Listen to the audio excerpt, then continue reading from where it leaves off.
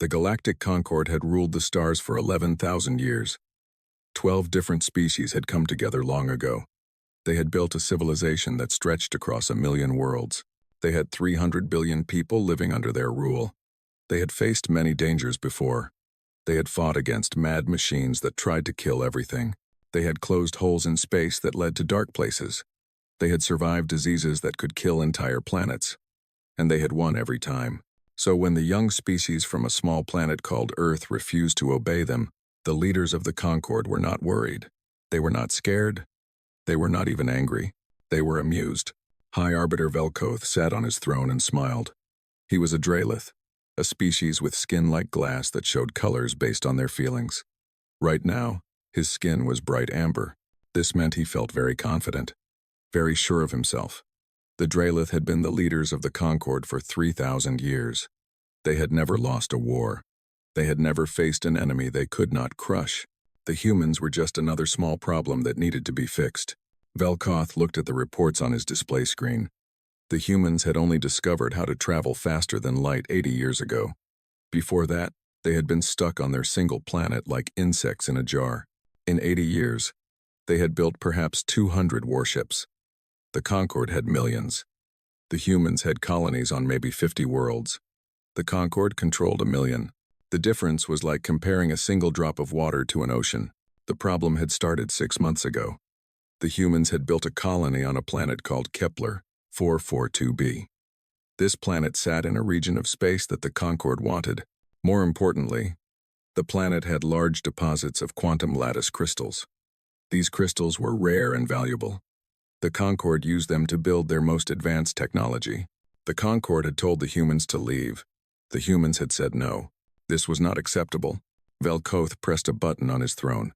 His image would now be sent to every human ship, every human colony, every human screen in existence. He wanted them all to hear this. "I am High Arbiter Velkoth of the Dralith hegemony," he said. His voice was smooth and cold. "I speak for the Galactic Concord and its 12-member species. I speak for 11,000 years of civilization. I speak for the law that governs all intelligent life in this galaxy." He paused to let his words sink in. "Your species has built a colony on the planet you call Kepler 442b. This planet is within Concord territory. You do not have permission to be there. You were told to leave. You refused." His skin flickered with colors of authority and power. "By the laws of the Galactic Concord, I hereby give you one final chance. You have 30 of your Earth days to remove all humans from Kepler 442b. Take your buildings, take your machines, take everything, and leave." He leaned forward on his throne. "If you do not leave, then a state of total war will exist between humanity and the Galactic Concord. We will take the planet by force. We will destroy anyone who resists, and we will continue until your species learns its place in the order of things." He smiled, and it was not a kind smile. "I advise you to make the smart choice. You cannot win this fight. No one has ever defeated the Concord. No one ever will. Be wise, be humble, and survive." The transmission ended. Velkoth turned to his advisors. There were 12 of them, one from each member species of the Concord. They all looked pleased. They all expected the humans to run away like frightened animals. "They will leave," said Admiral Krixal, a Velthari warrior whose body was covered in crystal-like scales. "They are primitive. They are weak. They know they cannot fight us. Perhaps we should destroy a few of their ships anyway," suggested Counselor Mayeth, a Vordani whose tentacles moved in patterns of amusement, "to teach them proper respect." "That will not be necessary," Velkoth said. "They will surrender. They have no other choice." He was very, very wrong. On the planet Earth, deep beneath the mountains of a country called Switzerland, the United Nations Space Command had its headquarters. This was where the leaders of humanity's military forces worked. This was where decisions about war and peace were made. The room was large and circular. Giant screens covered the walls, showing maps of human space, positions of ships, and information about the Concord. 200 officers sat at their stations, working on computers and talking quietly with each other. At the center of the room stood Admiral Yuki Tanaka. She was 63 years old. Her hair was gray and cut short. Her face was lined with wrinkles from years of stress and responsibility. Her eyes were dark brown. and they had seen terrible things. She had fought in 3 wars already. She had watched friends die. She had given orders that sent young soldiers to their deaths. She had also buried 3 of her own children. All of them had been soldiers. All of them had died fighting for humanity. Admiral Tanaka did not fear death. She had seen too much of it to be afraid anymore. What she feared was something else. She feared failing the people who depended on her. She feared letting humanity down. She watched the recording of Velkoth's message 3 times. She studied his face, his body language, his words. She saw his confidence. She saw his pride. She saw his complete certainty that humans would do exactly what he expected. She also saw his weakness. He did not take humanity seriously. He saw humans as primitives, as children, as insects to be stepped on. He had not bothered to study them. He had not bothered to understand them. He thought that numbers were all that mattered. He was wrong. Admiral Tanaka pressed the button that would send her response to the entire galaxy. She took a deep breath and began to speak. "This is Admiral Yuki Tanaka of the United Nations Space Command. I speak for the human species." Her voice was calm, almost gentle, like a grandmother telling a bedtime story. "High Arbiter Velkoth, we have received your message. We have discussed it with our leaders. We have made our decision." She paused. "No." The single word hung in the air. "We will not leave Kepler 442b. We will not abandon our people. We will not run away because you told us to. That colony is our home now. Those crystals in the ground belong to us. If you want them, you will have to come and take them." She took a step forward, and her eyes grew hard. "But before you do, High Arbiter, let me give you some information. Free of charge. Consider it a gift from humanity to the Concord." She clasped her hands behind her back. "You have studied our ships. You have counted our weapons. You have measured our technology and found it primitive. You think you know everything about us. But you are wrong. You have missed the most important thing." Her voice grew softer, but somehow more dangerous. "You do not know what we are." She began to walk slowly, her boots clicking on the metal floor. "We are the species that started as small, weak animals on a planet that was trying to kill us. Everything on our world was dangerous. The weather wanted to freeze us, or burn us. The oceans wanted to drown us. The ground shook and split open beneath our feet. Predators hunted us. Diseases attacked us. We were soft. We were slow. We had no claws, no fangs, no armor." She stopped walking, "and we conquered everything. Every predator that hunted us is now either our pet or extinct. Every disease that attacked us has been beaten by our medicine. Every danger our world threw at us, we overcame, not because we were strong. We became strong because we refused to die." The screens behind her flickered, showing images from human history. Wars, battles, soldiers charging into impossible situations. We are the species that invented fire, then used it to reshape our world. We split the atom and used it to build bombs that could destroy cities. We flew to our moon on rockets that were less powerful than your children's toys. We did this not because it was easy, but because we wanted to. She smiled, but it was not a warm smile. "We are the species that fights wars against itself. We have killed billions of our own kind. We have burned our own cities, poisoned our own land, nearly destroyed ourselves 100 times over. And every time, we came back stronger. Every time, we learned something new." The images changed, showing human soldiers from different eras. Knights in armor, soldiers in trenches, pilots in cockpits, astronauts in spacesuits. You look at our history and see chaos. You see violence and madness. You see primitives killing each other over nothing. But you miss the truth. She pointed at the screen. Every war taught us something. Every battle made us better. We have been practicing the art of killing for 10,000 years. We have turned it into a science. We have studied every way that intelligent beings can hurt each other, and we have mastered them all. She turned back to face the camera directly. "You have never faced anything like us. Your wars have been polite, organized, limited. You fight until one side agrees to surrender, and then you stop. You have rules about how to kill each other properly." Her smile grew colder. "We do not have those rules. When we fight to win. We do not care about honor. We do not care about tradition.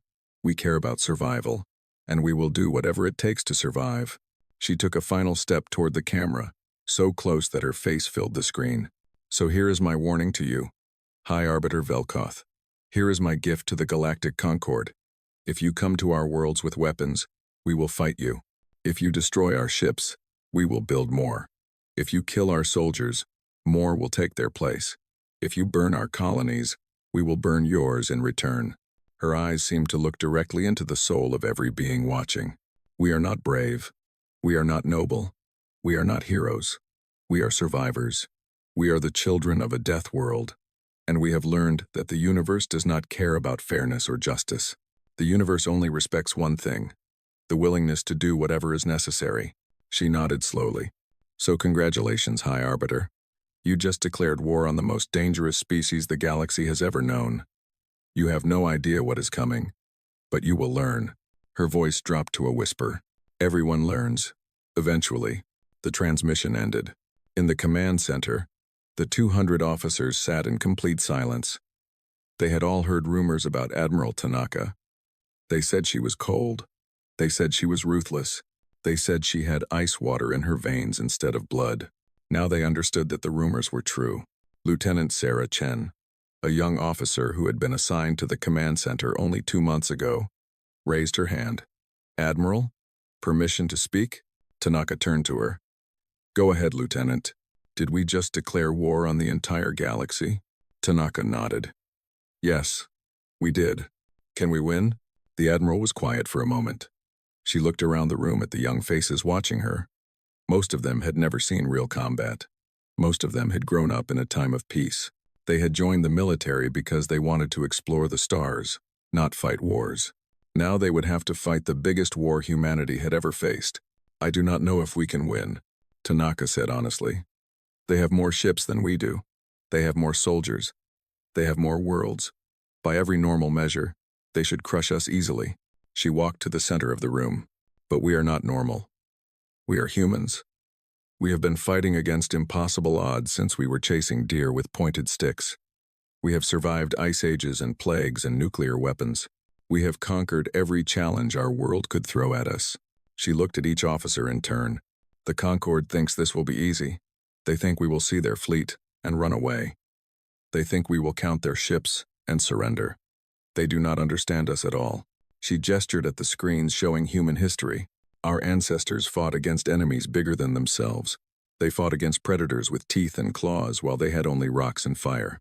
They fought against nature itself, and they won. Not because they were stronger, because they were smarter, because they were more determined, because they refused to give up. Her voice grew louder. We are the children of those ancestors. Their blood flows in our veins. Their spirit lives in our hearts. They survived impossible challenges so that we could be here. Today, facing this moment, she raised her fist. We did not choose this war, but we will not run from it. We will fight with everything we have. We will use every trick, every strategy, every weapon at our disposal. We will make them pay for every inch of space. We will make them bleed for every victory. The officers were sitting up straighter now. Their eyes were brighter. They were not scared anymore. They were ready. The Concord has ruled the galaxy for 11,000 years. They have never been challenged. They have never been hurt. They have never known fear. Admiral Tanaka smiled. And this time it was a real smile. The smile of a warrior who knew exactly what she was doing. It is time for them to learn.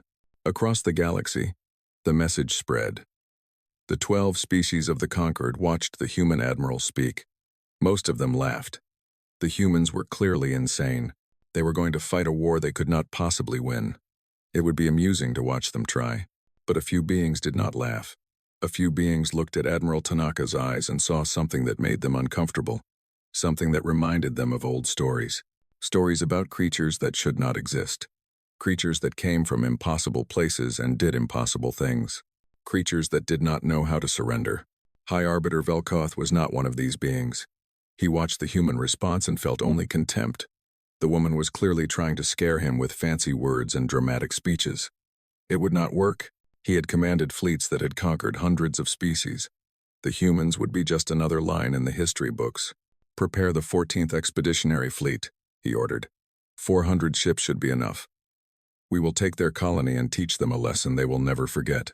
His advisors bowed and left to carry out his orders. Velkoth sat back on his throne and smiled. The war would be over in a few weeks. The humans would learn their place, and the Concord would continue to rule the galaxy, as it always had. He had no idea how wrong he was. He had no idea that in 100 years, the galaxy would tell stories about this moment. Stories about the day an arrogant empire made the worst mistake in its 11,000-year history. Stories about the day they woke up the sleeping monster. Stories about the day they declared war on humanity and lost. But that was all in the future. For now, Velkoth was confident. His fleet was powerful. His cause was just. His victory was certain. Far away, in her command center beneath the mountains of Switzerland, Admiral Tanaka was also confident.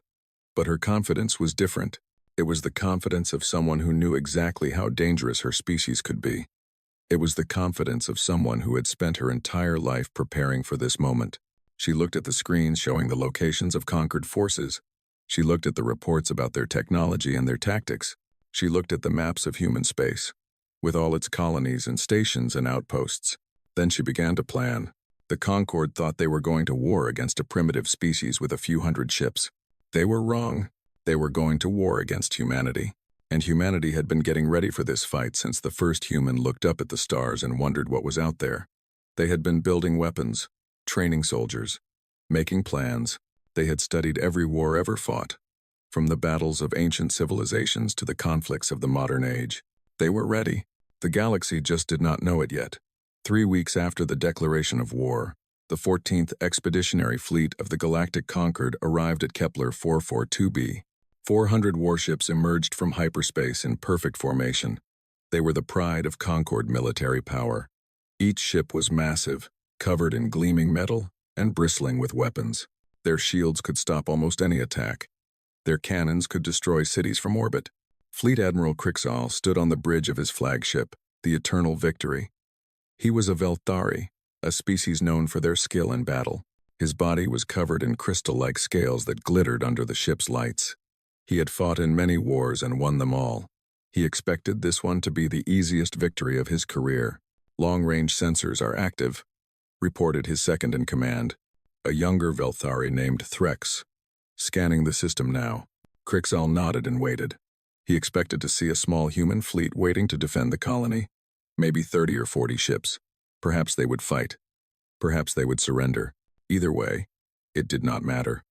400 Concord warships could handle anything the humans could offer. The scan results came back. Threx stared at his screen in confusion.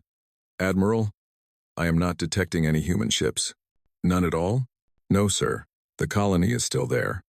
Power readings show it is fully occupied, but there are no ships in orbit, no orbital defenses, nothing. Krixal felt a small twinge of unease. This was not what he expected. The humans had been so defiant in their response. Their admiral had promised to fight. Why would they abandon their colony without a fight? Perhaps they realized they could not win, suggested Threx. Perhaps they left their civilians behind as a gesture of surrender. Perhaps. Krixal was not convinced. Something felt wrong. He had hunted prey across a dozen worlds, and he had learned to trust his instincts. His instincts were telling him to be careful. Launch reconnaissance fighters, he ordered. 40 ships. Have them scan every corner of this system. I want to know exactly what we are dealing with before we approach the planet. Yes, Admiral. 40 small fighter craft launched from the fleet's carriers. They spread out in a search pattern, their sensors scanning everything around them. The pilots were young Velthari, eager to prove themselves against the primitive humans. They pushed their ships to maximum speed, racing through the empty space of the system. They never saw what killed them. The mines had been placed months ago, long before the war started, long before the Concord had even made their demands. The humans had known this moment would come, and they had prepared for it. The mines were small. Each one was no bigger than a human fist. They were made of carbon fiber and ceramic materials, not metal. They had no power source, no energy signature, nothing that the Concord sensors were designed to detect. They just floated in space, invisible and waiting, like seeds of death scattered across the void. When the fighter craft flew past them, the mines woke up. Simple sensors detected the engine heat of the fighters. Simple computers calculated the distance and speed. And simple explosive charges did what explosives do best. 40 fighters became 40 bright explosions in the span of 3 seconds. On the bridge of the Eternal Victory, alarm started screaming. "Admiral, we have lost contact with all reconnaissance fighters." Crixall felt his scales tighten against his body. "What happened?" "Unknown, sir. They were destroyed almost simultaneously. There was no warning, no enemy contact, nothing. They just exploded." Before Crixall could respond, the second wave of mines activated. These were bigger than the first ones, and unlike the first ones, they could move. Small engines fired, and thousands of objects came racing toward the Concorde fleet from every direction at once. They had been hiding in the asteroid field that surrounded the outer edges of the system, waiting patiently for their moment. The fleet's point defense systems came online immediately. Thousands of small cannons began firing, trying to destroy the incoming objects. Explosions filled the space around the ships as mines were hit and destroyed. But there were too many of them. They were too small. They were too fast. The mines that made it through struck the shields of the Concorde vessels. Each individual explosion was small, almost insignificant. But there were thousands of explosions happening at once. The shields flickered and shook under the assault. Some of the weaker ships lost their shields completely. And then the third wave came. These were not mines. These were missiles. Real weapons, hiding in the asteroid field, waiting for the mines to weaken the shields. They had been launched from hidden bases that the humans had built years ago, prepared for this exact moment. The missiles were fast and smart. They dodged the point defense fire. They found the gaps in the shields, and they hit their targets with terrible precision. 17 Concorde ships died in the first volley. They exploded like stars going supernova. Their crews vaporized in an instant. Another 30 ships were badly damaged, their shields gone, and their hulls cracked. Crixall could not believe what was happening.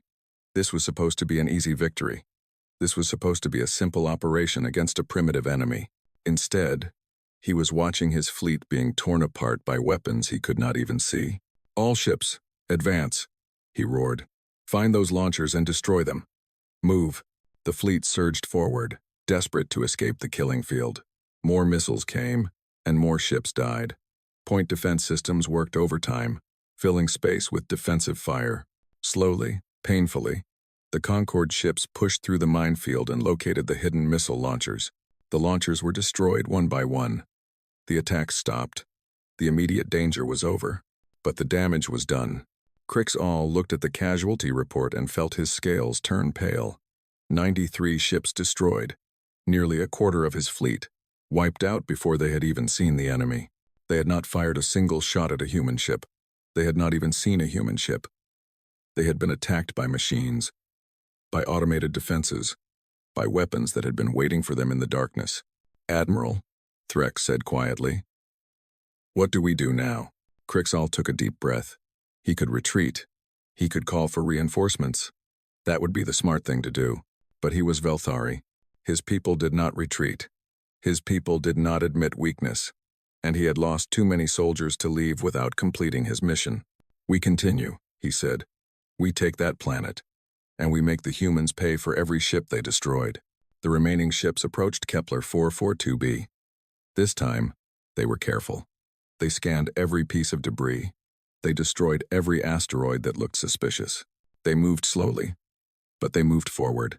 When they finally reached orbit around the planet, they found the colony waiting for them. Buildings and farms and roads spread across the green surface of the world. Power signatures indicated that people were still there. Thousands of humans, living their lives as if there was no war happening above their heads. "Prepare landing forces," Crixall ordered. 500,000 troops, full combat gear. We take the colony and eliminate all resistance. The landing operation began. Massive transport ships descended through the atmosphere, carrying soldiers from 6 different Concorde species. They were the finest warriors the galaxy had to offer. They had trained for years. They had the best weapons and armor. They expected to crush the human defenders within hours. They landed on the outskirts of the main human settlement, expecting to face enemy soldiers and defensive positions. Instead, they found empty streets and abandoned buildings. The colonists had vanished. "Where did they go?" demanded Ground Commander Veloz, a Draelith officer whose skin flickered with confusion. There were thousands of life signs here minutes ago. They went underground, sir, reported one of his scouts. There are tunnel entrances everywhere. The humans have dug into the planet like animals. Veloz did not like this. Fighting in tunnels was dangerous and difficult. The advantages of superior numbers and firepower meant less in tight spaces. But he had his orders. He had to secure the colony. Send teams into the tunnels, he ordered. Find the humans and capture them. Use non-lethal force if possible. We want prisoners. Thousands of soldiers entered the tunnel network beneath the colony. They moved carefully, their weapons ready, their sensors scanning for any sign of the enemy. The tunnels seemed to go on forever. They twisted and turned, branching off in dozens of directions. The walls were rough stone, carved out by human machines over the past 20 years. The humans had been digging since the day they arrived on this planet. The first attack came without warning. A group of Concord soldiers was moving through a narrow passage when the walls themselves seemed to explode. Hidden doors burst open, and human soldiers poured out. They were wearing simple armor and carrying weapons that fired solid metal projectiles instead of energy beams. The Concord soldiers had shields that could stop plasma bolts and laser fire. Their technology was designed to deflect energy weapons, the standard armaments of galactic civilization. But bullets were not energy weapons. Bullets were just pieces of metal moving very fast. They passed through the energy shields like the shields were not even there. 20 Concord soldiers died in the first 5 seconds. The human soldiers did not stay to fight. They fired their weapons, threw explosive grenades, and vanished back into the hidden passages before the Concord troops could respond. By the time reinforcements arrived, the attackers were gone. This pattern repeated itself throughout the tunnel network. Human soldiers would appear suddenly, attack with brutal efficiency, and disappear before anyone could stop them. They knew every passage, every hiding spot, every trick that the tunnels could offer. They had been living in these tunnels for years, preparing for exactly this situation. The Concord soldiers tried to adapt. They brought heavy weapons to blast through walls. They used sensors to detect movement ahead. They sent drones to scout the passages before soldiers entered them. Nothing worked. The humans were always one step ahead. The heavy weapons caused tunnel collapses that killed Concord soldiers. The sensors were fooled by decoys and false signals. The drones were destroyed by simple traps. Wires stretched across passages that would slice them in half. Every intersection was a kill zone. Every corridor was a potential death trap. Every shadow might hide a human soldier waiting to attack. By the end of the first day, the Concord had lost 40,000 troops. By the end of the first week, that number had tripled. The humans took casualties too, but not nearly as many. For every human soldier killed, 10 Concord soldiers died. The humans fought differently than any enemy the Concord had ever faced. They did not try to hold territory. They did not try to win decisive battles. They just kept attacking, kept killing, kept making the Concord pay for every step forward. Ground Commander Veloz sent desperate reports to Admiral Krixal in orbit. He needed more soldiers. He needed better weapons. He needed help.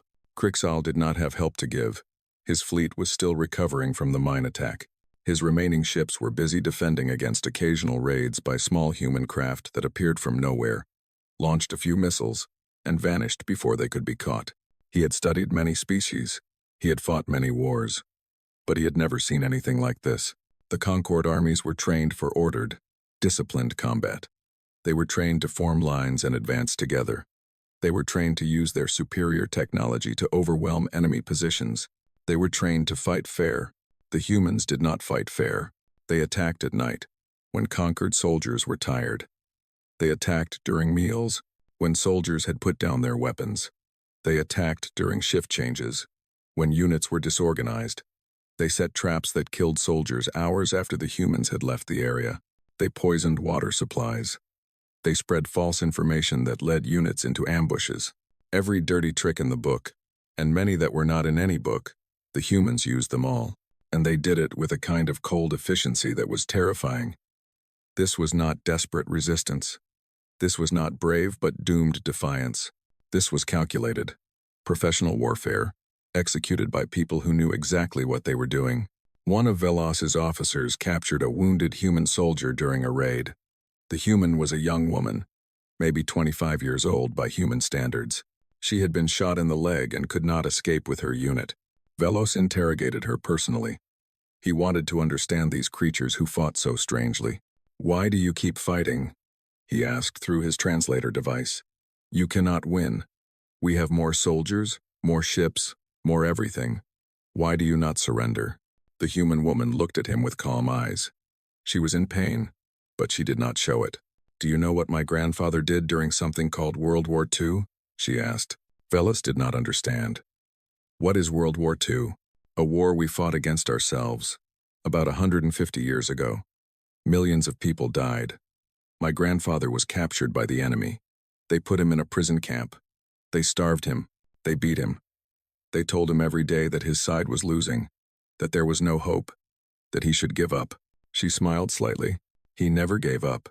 He escaped from that camp 3 times. They caught him each time and beat him worse. He escaped a 4th time and made it home. He lived to be 93 years old. He told me stories about that camp until the day he died." She looked directly into Velos's eyes. "That is what humans do. We do not surrender just because things are hard. We do not give up just because the odds are against us. We keep fighting until we win, or until we die. There is no third option." Velos stared at her for a long moment. Then he ordered her taken to the medical bay. He did not know what else to do with her. That night, she escaped. She killed 2 guards with a knife she had hidden somewhere on her body and vanished into the tunnels. The Concord never found her again. After 3 weeks of ground combat, Admiral Krixal made a decision that he had never expected to make. He sent a message to High Arbiter Velkoth, requesting reinforcements. Not asking, requesting, almost begging. "The humans are not what we expected," he reported. "They fight like no enemy I have ever faced. They use tactics that our soldiers are not trained to counter. They have prepared this planet for war in ways we did not anticipate. I need more troops, more ships, and different weapons. We are not losing, but we are not winning either. This war will take longer than anyone expected." Far away, in the throne room of the Concord's capital, High Arbiter Velkoth received this message. For the first time since the war began, his skin did not show the amber colors of confidence. For the first time, he began to wonder if he had made a mistake, but he pushed that thought aside. It was impossible. The Concord had ruled the galaxy for 11,000 years. They could not be challenged by a species that had only been traveling among the stars for 8 decades. This was just a temporary setback, a minor difficulty that would be overcome. He would send more ships. He would send more soldiers. He would overwhelm the humans with pure numbers and firepower. It would work. It had to work. The alternative was unthinkable. On Kepler 442b, in a hidden command center deep beneath the planet's surface, the human colonists continued their fight. They had lost soldiers too. They had buried friends and family members. They knew they could not hold the planet forever, but they did not need to hold it forever. They just needed to hold it long enough for the message to spread across the galaxy, long enough for the other species of the Concord to see what was happening, long enough for everyone to understand that humanity was not like other primitive species, long enough for the galaxy to learn fear. The commander of the Colonial Defense Forces was a man named James Wilson. He was 50 years old, a veteran of conflicts on 3 different planets. He had been planning this defense for 5 years. Since the first day the Concord had shown interest in Kepler 442b, he sat in his command center, watching the tactical displays that showed the ongoing battle above and around him. He knew the numbers. He knew how many soldiers he had lost. He knew how many he would still lose before this was over. He also knew something that the Concord did not know. This was not humanity's main defense. This was not even close to their full strength. This was just the first test, the opening move in a much larger game. On Earth and the other human worlds, factories were building ships. Training camps were creating soldiers. Scientists were developing new weapons. The entire human species was preparing for war on a scale that the galaxy had never seen. The Concord thought they were fighting a small colony. They were actually fighting the beginning of a storm, and the storm was just getting started. The war had been going on for 3 months now. The Concord had sent 2 more fleets to Kepler 442b. They had lost hundreds of ships to mines, missiles, and surprise attacks. They had landed over 1 million soldiers on the planet's surface. Nearly half of them were dead, and the humans were still fighting. High Arbiter Velkoth could no longer ignore the situation. Something was very wrong. The greatest military power in the galaxy was struggling against a species that should have been crushed in the first week. This made no sense. This was not how wars were supposed to work. He called a meeting of the Council of 12. All the leaders of the Concord's member species gathered in the great chamber where galactic law was decided. They sat in their assigned places, arranged in a circle according to the ancient traditions. Velkoth stood at the center of the circle and addressed them. "We have a problem," he said. His skin was darker now, showing stress and frustration instead of confidence. "The war with the humans is not proceeding as expected. I have asked our scholars to study this species in detail. Today, they will present their findings." He stepped aside, and a holographic figure appeared in the center of the chamber. This was Scholar Malus 7, a Synthari artificial intelligence who had spent decades studying primitive species. Her form was that of a tall, slender humanoid made entirely of light. "Thank you, High Arbiter," she said. Her voice was calm and precise. "I have conducted a comprehensive analysis of the human species. What I have found is concerning." She waved her hand, and images appeared in the air around her. The first image showed a planet, blue oceans, green land, white clouds, Earth. This is the human homeworld. At first glance, it appears to be a pleasant, hospitable world. This is incorrect. Earth is, by any reasonable standard, a death trap. She zoomed in on different parts of the planet. The gravity is significantly higher than the galactic average. Humans evolved to carry their body weight in a gravitational field that would exhaust most other species. This makes them physically stronger and more durable than their size would suggest. The image changed to show storms, volcanoes, and earthquakes. The climate is dangerously unstable. Temperatures can vary by over 100 degrees between regions. Massive storms regularly devastate large areas. The ground shakes and splits open without warning. Volcanoes spew molten rock into the atmosphere. Another image. The sun, blazing with radiation. Their star bombards the planet with harmful radiation. The only protection is a thin layer of gases in the atmosphere. If this layer is damaged, the surface becomes uninhabitable. The humans have already damaged it significantly with their own industrial activities. She showed images of oceans, with massive waves and deep trenches. 70% of the planet is covered in water that is chemically aggressive and thermally unstable. It can freeze solid in some regions and boil in others. Creatures live in this water that can kill a human in seconds. The images changed again, showing animals, lions, sharks, bears, snakes, insects. The other life forms on Earth are equally dangerous. Large predators that can tear humans apart. Small creatures whose venom can stop a human heart. Parasites that live inside human bodies and consume them from within.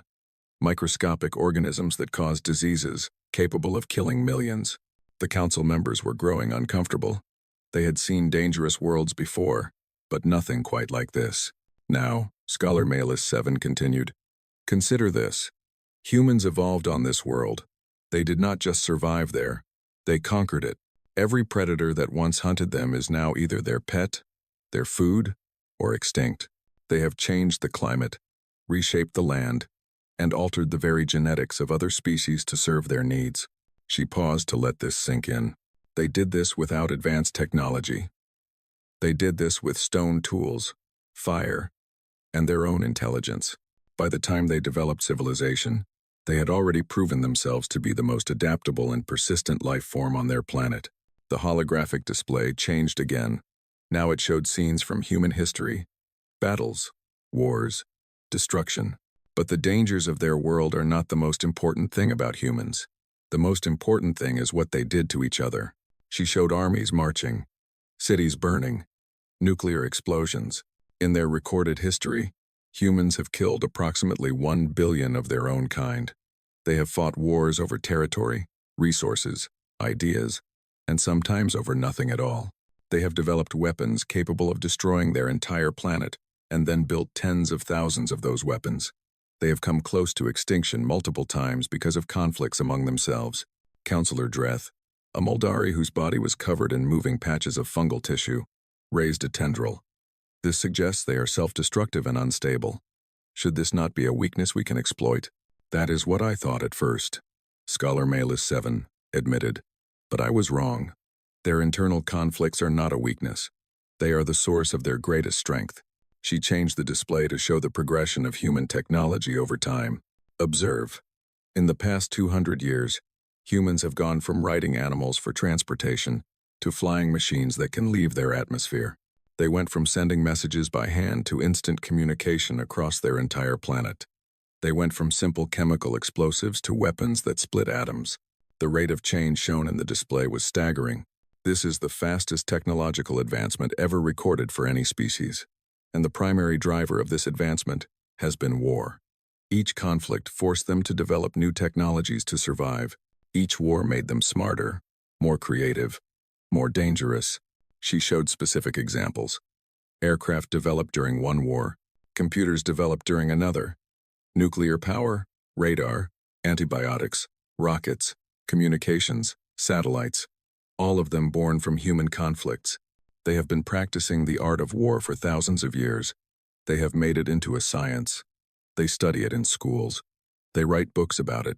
They train their children in it from a young age. The display showed military academies, strategy games, war movies, history lessons. Other species go to war occasionally. When diplomacy fails, humans go to war constantly. It is part of their culture, their entertainment, their very identity. They have developed every possible strategy, tactic, and technique for killing each other. And now they are using all of that knowledge against us. High Arbiter Velkoth spoke up. You are saying they are dangerous because they fight among themselves? I am saying they are dangerous because fighting among themselves has made them incredibly good at fighting. Consider, our soldiers are trained to fight against enemies who use similar tactics, similar weapons, similar strategies.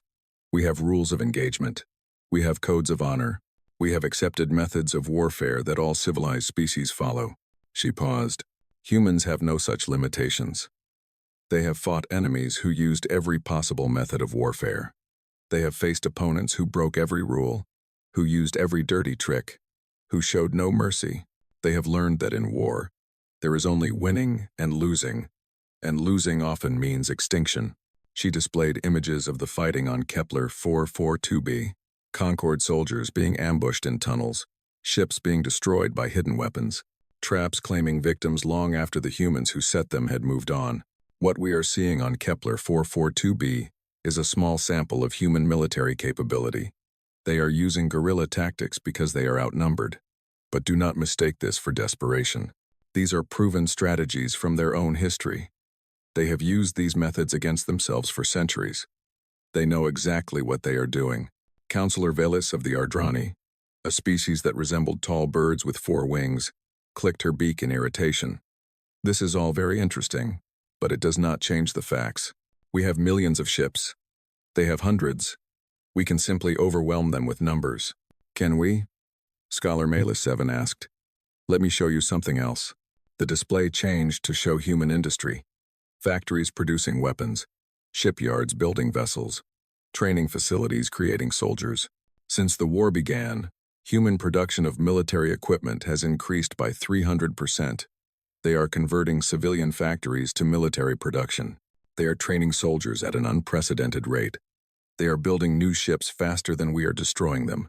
She zoomed in on specific facilities. They are also developing new weapons. Our intelligence reports indicate at least a dozen major weapons programs currently in progress. We do not know what these weapons are, but based on human history, we should expect them to be innovative and devastating. She turned to face the council directly. Humans have a concept they call total war. It means the complete mobilization of a society for military purposes.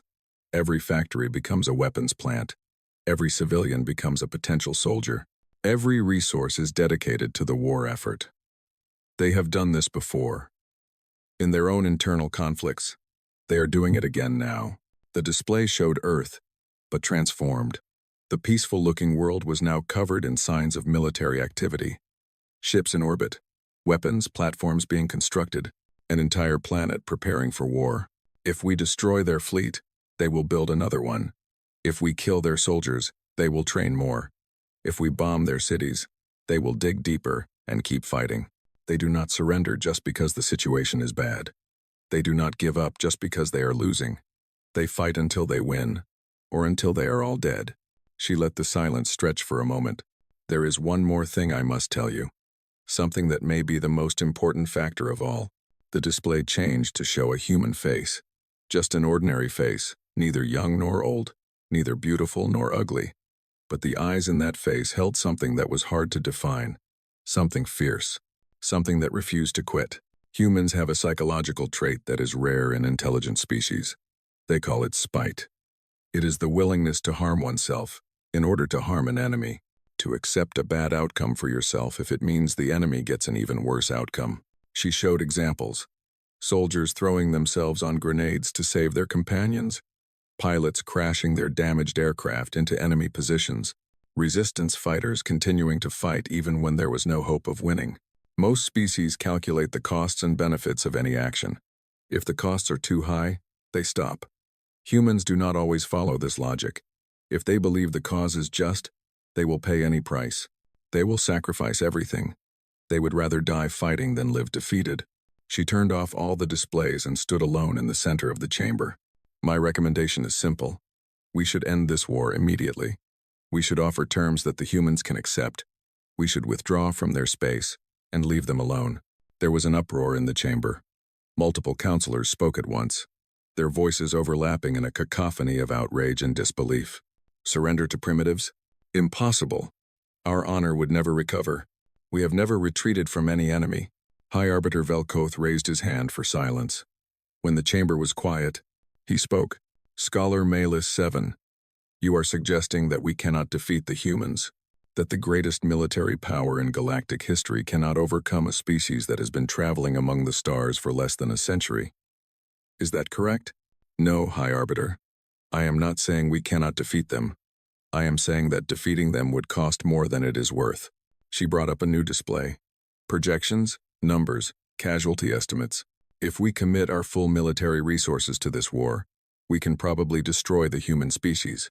We can glass their planets, hunt down their ships, and eliminate every last one of them. But the cost would be immense. We would lose thousands of ships. We would lose millions of soldiers. We would spend resources that would take decades to replace.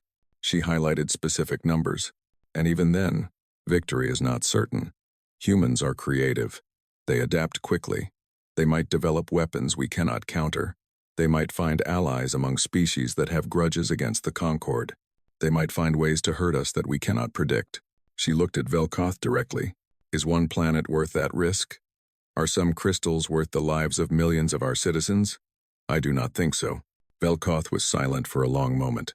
His skin shifted through colors that the other counselors could not quite interpret. He was thinking, considering, weighing options. Then his skin settled into a color that all of them recognized. It was the color of authority, the color of a decision made. No, he said. We will not surrender. We will not retreat. The Concord has ruled this galaxy for 11,000 years because we have never shown weakness to any enemy. If we back down now, every primitive species in the galaxy will think they can challenge us. He stood taller, his confidence returning. We will send the Grand Fleet. Every ship we have. We will end this war with overwhelming force. And we will make an example of the humans that will be remembered for centuries. Scholar Malus 7 closed her eyes for a moment. When she opened them, there was something sad in her expression. I understand, High Arbiter. I have given you my analysis and my recommendation. The decision is yours to make. She paused. But I must add one final warning. The humans have a saying that I have found in their cultural records. They say, the most dangerous enemy is one who has nothing to lose. If we push the humans to the point where they believe they will be destroyed anyway, there is no telling what they might do. Species with their psychology do not go quietly. They do not accept their fate peacefully. They make their enemies pay a terrible price. She looked around the chamber at the assembled leaders of galactic civilization. May the universe have mercy on us all. She disappeared, and the chamber was left in silence. One by one, the counselors voted to support Velkoth's decision. The Grand Fleet would be deployed. The humans would be crushed. The war would be ended, one way or another. But some of the counselors, as they cast their votes, remembered the images that Scholar Malus 7 had shown.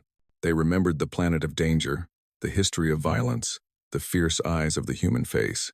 and they wondered if they were making a terrible mistake. Far away, on Earth, in the command center beneath Switzerland, Admiral Tanaka received intelligence reports about the council meeting. Human spies had managed to record much of what was said. She listened to Scholar Malus 7's presentation and nodded slowly.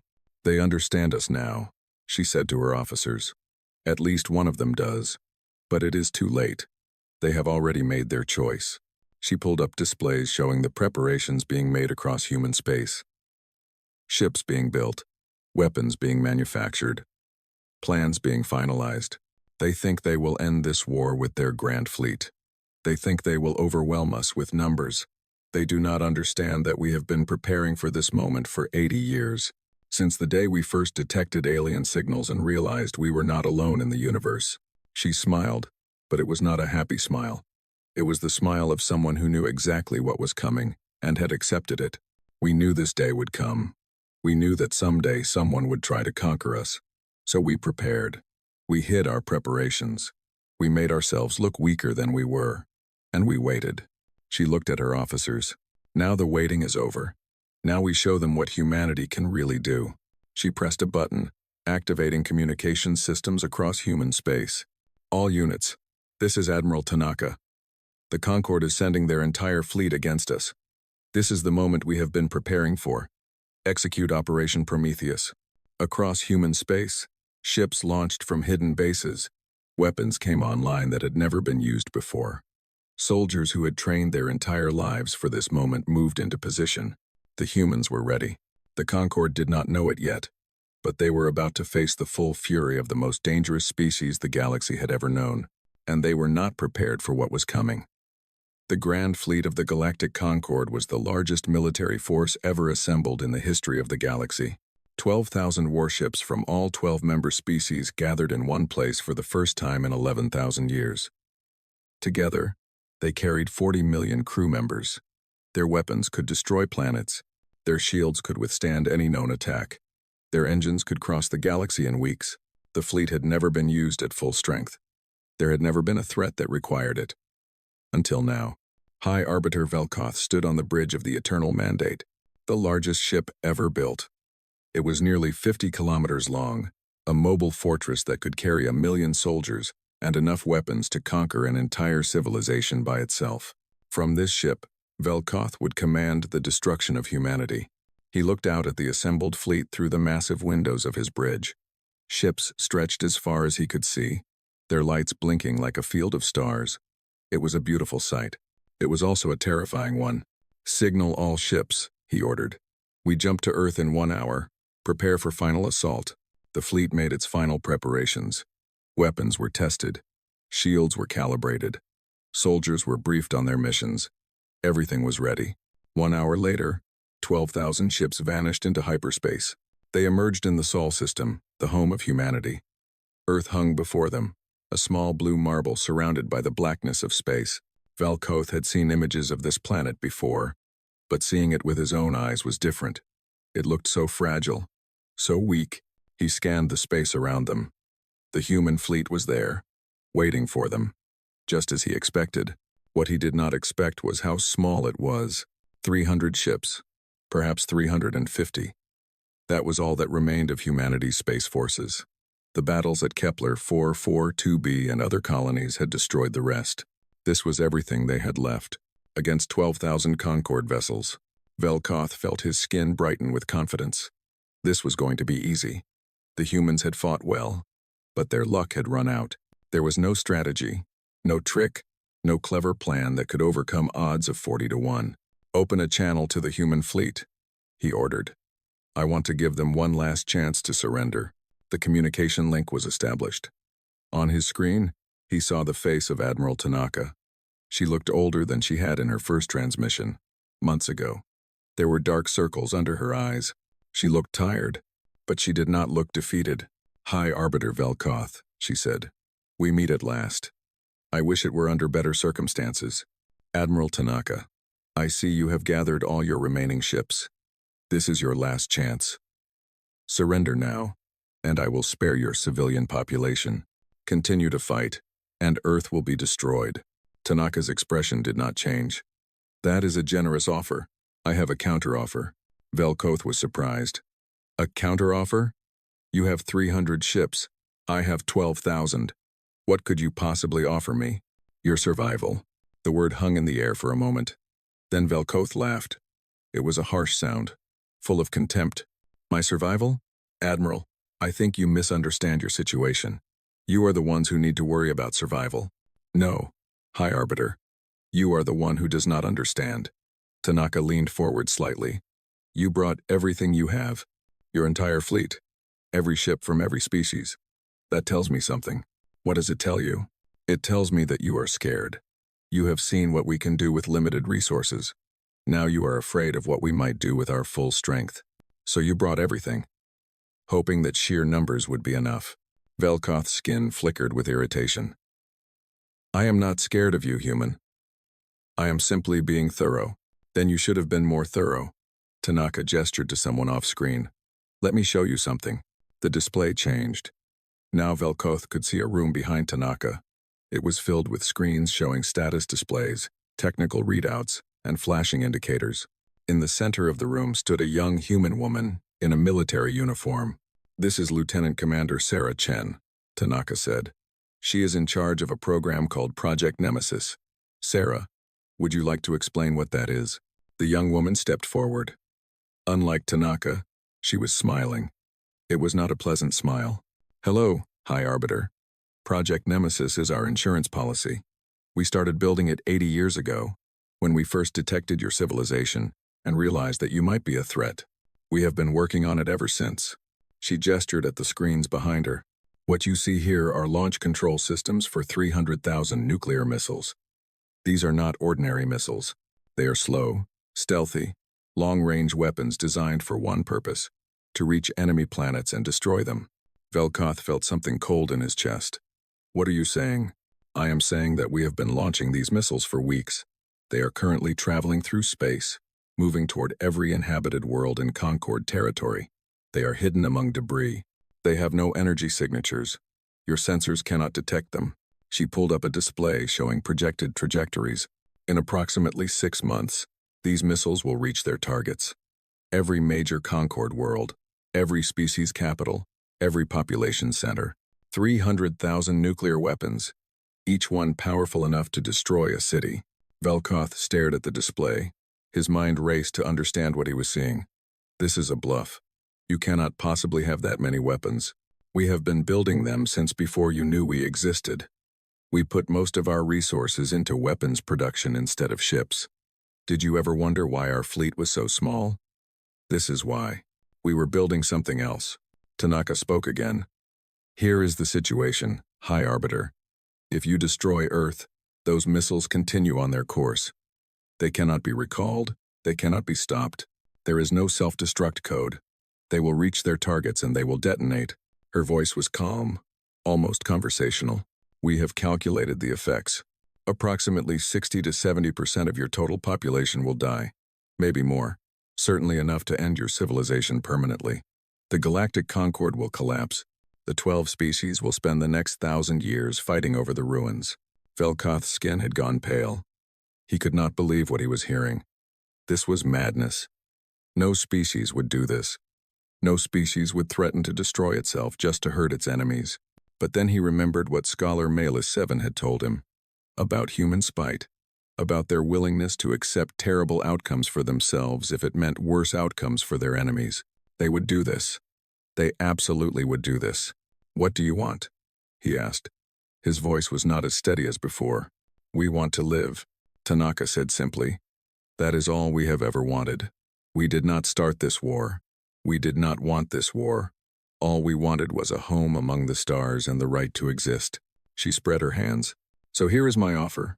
You leave. Not just Earth, not just this system. You leave all human space. Every world we have colonized, every station we have built, everything. You recognize our territory as sovereign and independent. You sign a treaty promising to leave us alone. And in exchange, we transmit the deactivation codes for the missiles. They stop, and your worlds live. It is that simple. Velkoth was silent for a long moment. His advisors on the bridge were looking at him with fear in their eyes. No one knew what to say. No one had ever faced a situation like this. "You are asking me to surrender," he said finally. "No, I am asking you to make peace. There is a difference. Surrender means we take something from you. Peace means we both get to keep what we have. You keep your civilization. We keep our lives. Everyone wins. And if I refuse? If I call your bluff and destroy Earth anyway?" Tanaka's eyes grew hard. "Then we both lose. Your fleet kills 8 billion humans. Our missiles kill 200 billion of your people.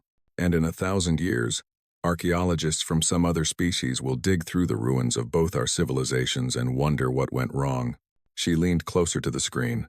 "Is that what you want, High Arbiter?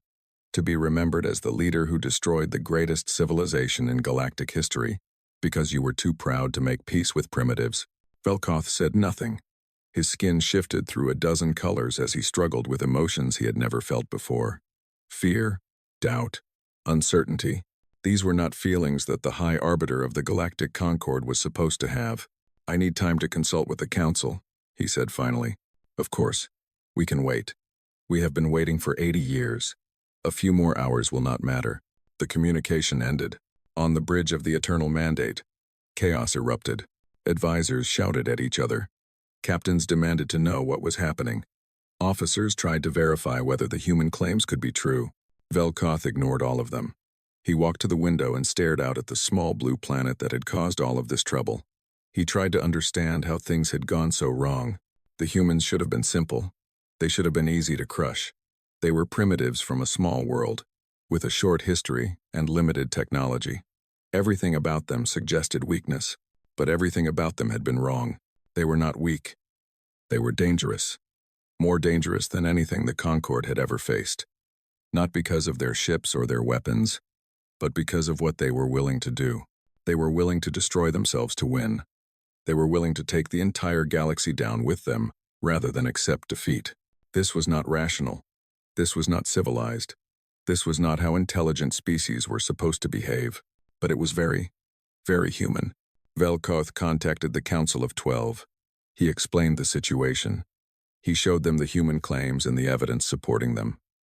He asked for their guidance. The debate lasted for hours. Some counselors wanted to call the human bluff. They argued that no species would actually destroy itself. The missiles were probably fake, or the numbers were exaggerated, or there was some way to stop them. They refused to believe that the humans would really go through with it. Others were not so sure. They remembered Scholar Malus 7's warnings. They remembered the reports from Kepler 442b, where human soldiers had fought and died in hopeless situations rather than surrender. They believed that humans were exactly crazy enough to do what they threatened. "It does not matter if the threat is real or not," argued Axiom Prime, a Synthari representative. "What matters is whether we are willing to gamble our entire civilization on that question. If we are wrong, if the missiles are real, and we destroy Earth anyway, then everything we have built for 11,000 years will be gone. But if we retreat, we show weakness," countered Counselor Dreth. "Every other species in the galaxy will see that we back down. They will think they can challenge us too. And if we do not retreat, there may be no galaxy left for anyone to challenge us in." The argument went back and forth. Neither side would give in. Neither side could convince the other. Finally, Velkoth exercised his authority as High Arbiter. He called for a vote. The vote was close. 7 species voted to retreat and make peace. 5 voted to attack and take the risk. The majority had spoken. The Concord would withdraw. Velkoth opened the communication channel to the human fleet one more time. "Admiral Tanaka, the Council has made its decision. We will accept your terms. Our fleet will withdraw from human space. We will recognize your territory and sign a treaty of peace." Tanaka nodded. Her expression did not change, but Velkoth thought he saw something relax in her shoulders. Relief, perhaps, or maybe just exhaustion. "A wise decision, High Arbiter. I am glad we could resolve this without further bloodshed. Send us the deactivation codes. They will be transmitted as soon as your fleet is out of our system. You understand that we need to see your ships leave before we disable our weapons." Velkoth understood. He did not like it, but he understood. "Very well. We will withdraw immediately. But know this, Admiral. The Concord has a long memory. This day will not be forgotten. I hope you do remember it, High Arbiter. I hope you remember that we tried to avoid this war. We asked only for the right to live in peace. You chose to threaten us instead. Everything that happened after that was a consequence of your choice. She paused. Remember that the next time you consider threatening a species just because they are smaller than you, size is not everything. Strength is not everything. What matters is what you are willing to do to survive. The communication ended. The Grand Fleet of the Galactic Concord, the greatest military force ever assembled, turned around and left. 12,000 ships jumped back into hyperspace, leaving Earth and its people behind. On the planet below, 8 billion humans watched them go. Some cheered, some cried, some simply stood in silence, unable to believe what had happened. They had won. Somehow, against impossible odds, they had won. In her command center, Admiral Tanaka finally allowed herself to sit down. She was more tired than she had ever been in her life. The stress of the past months, the weight of responsibility for her entire species. All of it crashed down on her at once. Lieutenant Commander Chen approached her. "Admiral, are you all right?" Tanaka laughed. It was a strange sound, somewhere between relief and disbelief. "I honestly do not know," she said. "I think I might be. I think we all might be. For the first time in months, I think we might actually be all right. The missiles, they were real, right? We really had 300,000 of them. Of course they were real. Every single one. We spent 80 years building them. We would have used them too, if we had to." Chen was quiet for a moment. Would we really have done it? Would we really have destroyed their worlds, knowing they would destroy ours? Tanaka looked at her young officer. She thought about the question carefully before answering. "I hope we will never have to find out. But yes, we would have done it. We would have sent a message to the universe that would echo for eternity. Do not threaten humanity. Do not try to exterminate us. Because if you do, we will make you pay a price so terrible that no one will ever consider trying again." She stood up and walked to the window. She could see the stars outside, the same stars that had once seemed so far away. That is what we are, Chen. That is what we have always been. Survivors. We do not give up. We do not surrender. We fight until we win, or until there is nothing left to fight with. And if we have to burn the universe down to protect our people, we will do it without hesitation. She turned back to face the room. "Now, let us make sure this peace holds. We have a treaty to negotiate." 3 months later, the Treaty of Sol was signed on a neutral station in the space between human and Concord territory. Representatives from all 12 Concord species attended, along with the leaders of the United Nations Space Command. The terms were simple. Humanity would control a sphere of space 50 light-years in diameter, centered on Earth. The Concord would not enter this space without permission. In exchange, humanity transmitted the deactivation codes for all 300,000 missiles and promised to live in peace with their galactic neighbors. When the codes were verified and the missiles stopped, there was a collective sigh of relief across Concord space. The threat was over. The crisis had passed. But things had changed. They had changed forever. The Concord had learned something about themselves. They had learned that they were not as invincible as they thought. They had learned that their size and power could not protect them from a determined enemy. They had learned that there were limits to what they could do. And they had learned about humanity, about what humans were capable of, about how far they would go to survive. The galaxy would never see humans the same way again. That was exactly what Admiral Tanaka had wanted. 50 years had passed since the Treaty of Sol was signed. The galaxy had changed in ways that no one could have predicted. The Galactic Concord still existed, but it was different now. It had learned hard lessons from the war with humanity. It had been forced to question beliefs that had gone unchallenged for thousands of years. High Arbiter Velkoth was long gone. He had been removed from power shortly after the treaty was signed. The Council decided that his judgment could no longer be trusted. He had almost led them to destruction because of his arrogance and pride. He spent his remaining years in quiet isolation, writing his memoirs and wondering where he had gone wrong. The new High Arbiter was Axiom Prime, the Synthari artificial intelligence who had argued for peace during the crisis. Under his leadership, the Concord took a different approach to the galaxy. Instead of demanding obedience from smaller species, they began to offer partnership, Instead of treating other civilizations as potential threats to be controlled, they treated them as potential allies to be cultivated. This change was not just about being nice. It was about survival. The war with humanity had proven that the old ways did not work. Superior numbers and technology were not enough to defeat a determined enemy. The Concord needed new approaches, new ideas, new ways of thinking about the universe. And for all of that, they found themselves looking at humans. Humanity had continued to grow during the 50 years of peace. Their sphere of space had expanded, slowly and carefully. As they colonized new worlds and built new stations, their technology had advanced rapidly, catching up with and in some areas surpassing Concord levels. Their population had increased, spreading across dozens of planets, but the most important changes were not physical. They were cultural. The war had unified humanity in ways that nothing else ever had. Before the Concord's attack, humans had still been divided into nations and factions, still arguing among themselves about politics and resources and ideology. The threat from outside had changed that. It had reminded them that they were all one species, all in this together, all dependent on each other for survival. After the war, humanity had created new institutions to manage their expanding civilization. The United Nations Space Command became the United Human Federation, a democratic government that represented all of humanity. Old conflicts were not forgotten, but they were put aside. There were more important things to worry about now. There was also a change in how humans saw themselves. Before the war, many humans had felt small and insignificant in the vast universe. They had wondered if they truly belonged among the stars. The war had answered that question definitively. They belonged. They had earned their place. They had faced the greatest power in the galaxy and survived. This gave humans a new confidence.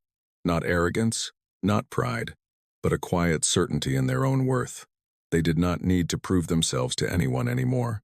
They knew who they were and what they could do. The relationship between humanity and the conquered evolved over the 50 years of peace. At first, there was almost no contact. Both sides were still recovering from the war. Both sides were suspicious of the other. Trade was minimal, diplomacy was formal and cold, and neither side really understood the other. But slowly, things changed. It started with small exchanges. Scientists who wanted to share research, artists who were curious about alien cultures, merchants who saw opportunities for profit.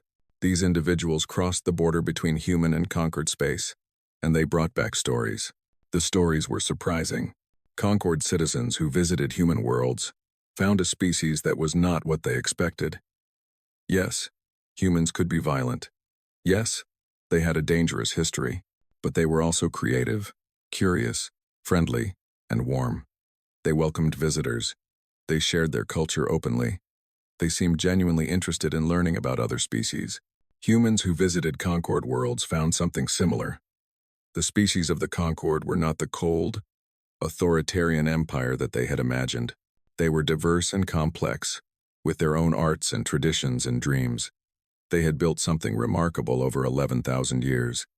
They had much to teach and much to offer. Understanding grew. Fear began to fade. The galaxy started to realize that humans and the Concord did not have to be enemies. 45 years after the treaty, a proposal was made. It came from the Synthari, the artificial intelligence species that had always been the most logical and far-sighted members of the Concord. Humanity should join the Concord as a full member species, Axiom Prime announced to the Council. They have proven themselves. They have shown that they can contribute to galactic civilization. It is time to welcome them as equals. The debate was fierce. Many counselors remembered the war. They remembered the fear, the losses, the threat of total annihilation. How could they accept the species that had almost destroyed them? Others argued the opposite. Precisely because humans were so dangerous, it was better to have them as allies than as enemies. Bringing them into the Concord would give them a stake in galactic peace. It would tie their interests to the interests of everyone else. The vote was held. It was unanimous. For the first time since the Concord was founded, a new species was invited to join. Admiral Yuki Tanaka had retired years ago. She was now in her 80s, living quietly on a small farm in Japan on Earth. She had done her duty. She had saved her species. Now she wanted to spend her remaining years in peace, growing vegetables and watching the stars at night. When the invitation came, She was asked to come out of retirement one more time. The United Human Federation wanted her to represent humanity at the ceremony where they would officially join the Galactic Concord. She agreed. The ceremony was held on a space station at the exact midpoint between Earth and the Concord capital. Representatives from all 12 Concord species attended, along with a delegation from humanity. It was the largest gathering of galactic leaders in history. Tanaka stood at the center of the Great Hall, looking out at the assembled beings. She was old now, her hair white and her face lined with wrinkles. She walked with a cane and her hands shook slightly, but her eyes were still sharp, still fierce, still holding that spark that had frightened Velkoth so many years ago. She began her speech. 50 years ago, we were at war. The greatest power in the galaxy tried to destroy us, and we fought back with everything we had. We used weapons that could have ended civilization itself. We were willing to burn the universe down rather than accept defeat. She paused, looking around the hall. I am not here to apologize for that. I would do it again if I had to. Protecting our people is not something we should ever be sorry for. There was tension in the room. Some of the counselors shifted uncomfortably, but I am here to say something else. Something that is just as true. She took a deep breath. We never wanted war. We wanted what everyone wants. A home, a future, a chance to live and grow and explore. We looked up at the stars and saw infinite possibility, and we reached for it with both hands. She smiled, and this time it was a warm smile, full of genuine feeling. You saw our weapons. You saw our soldiers. You saw how dangerous we could be. And you thought you knew us. You thought we were monsters. She shook her head. We are not monsters. We are survivors. There is a difference. Monsters hurt others because they enjoy it. Survivors hurt others because they have no choice. We fought you because you forced us to fight. If you had left us alone, we would have been happy to leave you alone. She looked at the Centauri representative, Axiom Prime, and nodded slightly. But that is the past. Today is about the future. Today is about what we can become when we choose to work together instead of against each other. She pulled out a small device and placed it on the podium in front of her. It was old and battered, clearly something that had been carried for many years. This is a recorder. My grandfather gave it to me when I was a little girl. He was a soldier in a war long ago, a war between human nations. He was captured by the enemy and held in a terrible prison camp. He suffered greatly, but he never gave up hope. She pressed a button, and a voice came from the device. An old man's voice, speaking in Japanese, with subtitles appearing in the air for the alien audience. Yuki, remember this. Enemies can become friends. It just takes time. The people who hurt me, their grandchildren, became my friends. The countries that fought each other became partners. Hate does not last forever. Only love lasts forever. Tanaka turned off the recorder. My grandfather was right. He made friends with people who had once been his enemies. He built bridges where there had been walls. He showed me that the worst conflicts can end in reconciliation, if both sides are willing. She looked around the hall one more time. The Concord and humanity were enemies. We hurt each other badly. We will carry the scars of that conflict for generations. But we do not have to let those scars define us. We can choose a different path. She straightened her back, standing as tall as her old body would allow. Humanity accepts this invitation to join the Galactic Concord. We will be your partners, your allies, and your friends. We will share our knowledge, our culture, and our dreams. We will work together to build a future that is better than the past. She paused, but I want to be clear about something. We will always be who we are. We will always fight for our people. We will always do whatever is necessary to survive. That will never change. Her eyes grew hard for just a moment. If anyone threatens us again, we will respond the same way we did before. We will make them pay a price they cannot imagine. That is not a threat. That is a promise. That is what we are. Then her expression softened. But we hope it will never come to that again. We hope that we have found a family among the stars. We hope that the future will be bright. She smiled, and this time her whole face lit up with genuine warmth. Thank you for welcoming us. We will try to make you proud. The hall was silent for a long moment. Then, slowly, the applause began. It started with the Centauri, then spread to the other species. Even the ones who had voted against the war's end all those years ago were clapping. Even the ones who still feared humanity were acknowledging what they had witnessed. This was not a conquered species being absorbed into an empire. This was not a primitive culture being lifted up by advanced beings. This was an equal partnership, freely offered and freely accepted. The galaxy would never be the same. After the ceremony, there was a reception.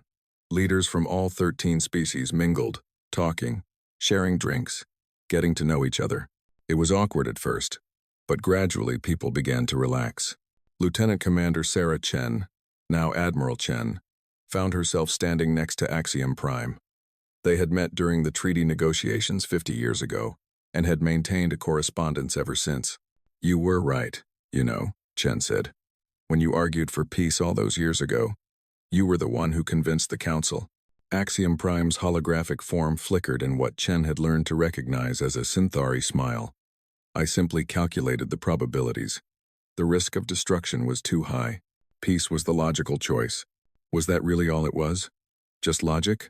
The Synthari was quiet for a moment. When it spoke again, its voice was softer. "No, it was not just logic. I studied your species very carefully during the war.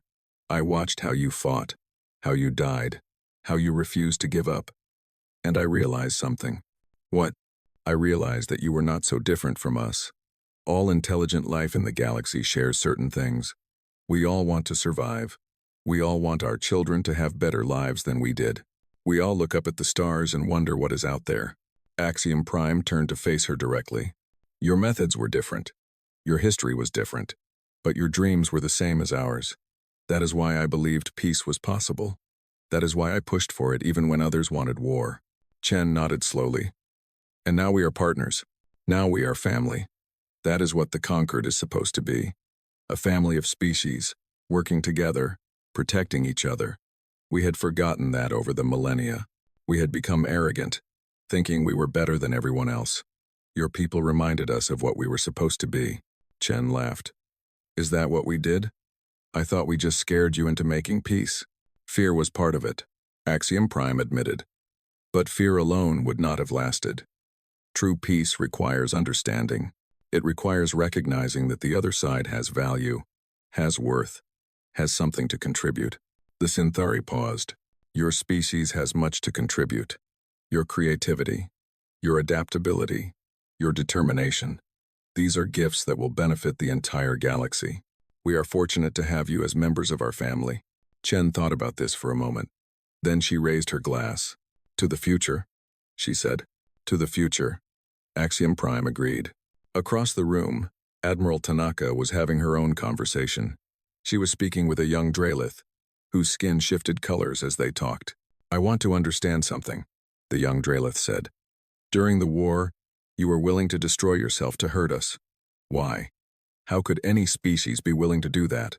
Tanaka considered the question carefully. "Because some things are more important than survival," she said finally. "Not many things, but some." "What things?" "Freedom, dignity, the right to exist on our own terms.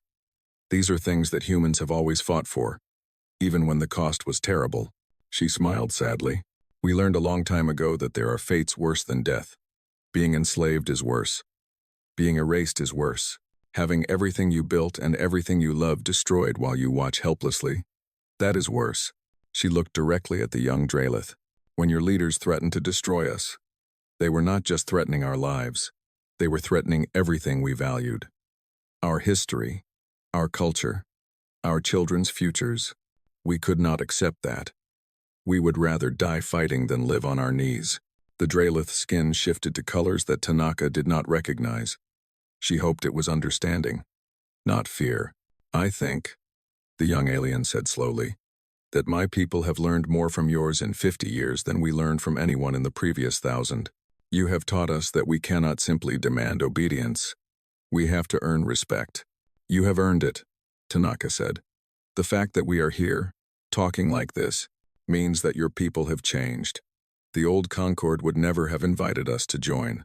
The new Concord did. That matters." She reached out and touched the Draelith's arm gently. "We can help each other become better. That is what families do." The reception continued for hours. By the end, humans and aliens were laughing together, sharing stories, making plans, The tensions of the past were not forgotten, but they were being put aside, replaced by something new. It was the beginning of a new era for the galaxy. In the centuries that followed, humanity became one of the most valued members of the Galactic Concord.